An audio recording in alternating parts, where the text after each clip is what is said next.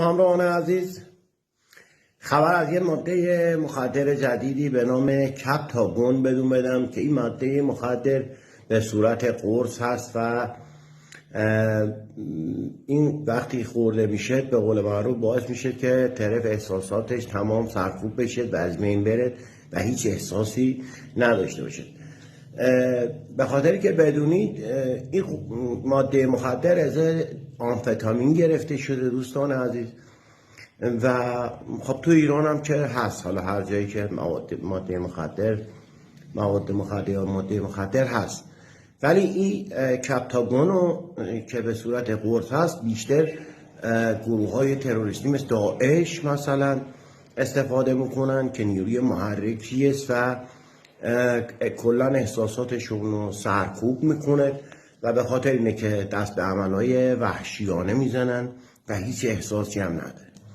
و این قرص به قول معروف داخل ایران، حالا هر جایی کاری به ایران نداره، این ماده مخدر همه جا هست و بیشتر میگم گروه های تروریستی مثل داعش استفاده میکنه که احساساتشون سرکوب بشه و دست به عمل وحشیانه میزنن.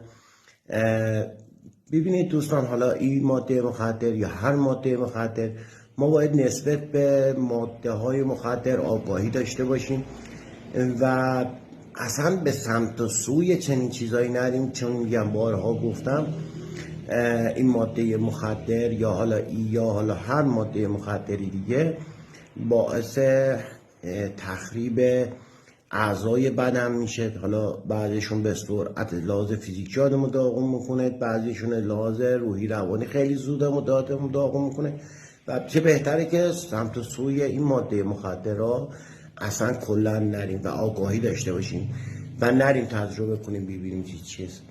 امیدوارم که هیچ کسی دوچار چنین قرصایی نشه، چنین ماده مخدری نشه. دوستان عزیز، این ماده مخدر که اسمش رو بردم به قول معروف دست مافیاست. حالا به چه صورت تولید میشه و دست کیاست که بماند، ولی شما مراقب باشید، شما آگاهیتون رو ببرید بالا و منم به صورت ویدیو یا کلیپ آگاهی به شما عزیزان میدیم، ولی بدونید که این ماده مخدر دست مافیاست و کجا اومده چجوری کی دیگه بماند.